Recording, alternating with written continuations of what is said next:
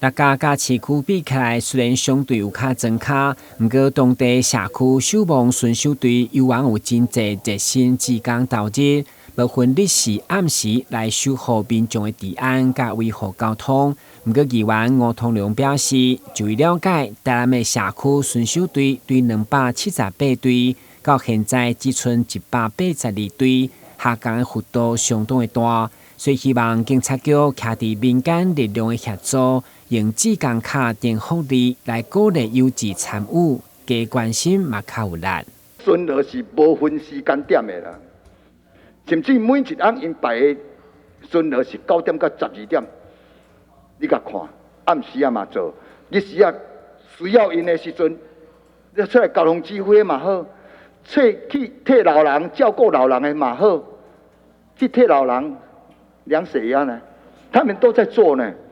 所以这款志工，因既然讲我无志工卡，我讲什么叫志工卡？就志愿服务荣誉卡。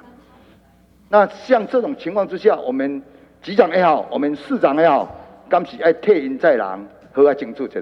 这志愿荣誉服务卡吼，伊第一个条件就是爱那边咱民防法。民防法吼有一寡规定，就是讲伊逐年爱接受。队员爱4小时，干部爱8小时的训练，过来超过70岁就袂使参加。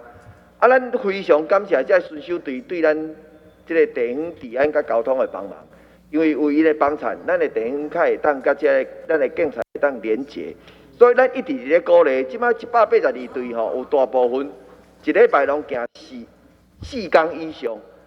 这种的吼，我相信对咱地方的治安非常有帮忙。咱嘛足鼓励因来纳入民防法，所以依照你关心的这代志，咱即摆一直有咧咱182队内底，即摆已经有41队纳入民防法。出身闸门区的议员吴通良，伫即摆中央制出的全民运动馆计划当中，嘛全力争取伫满岛来设立。虽然人口数无合资格，不过希望合并下营区做伙来争取，同时希望教育局甲公所积极配合。找找更适当的公杂一定地点，让当地民众有一座优质的运动休闲空间。台南新闻管制林根采访报道。